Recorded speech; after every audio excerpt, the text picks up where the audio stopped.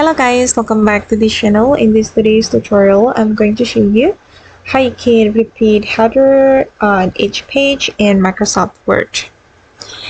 Okay, let's get into it guys. This is my table and I'm going to repeat this header on every page here.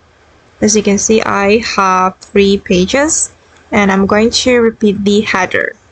Okay, first of all, we can choose the header like this, and we're going to right click on it, go to the table properties, and you're going to go to the row here, select the row menu, and then you're going to check this option, repeat as header row at the top of each page, and then click on OK, and let's check it together.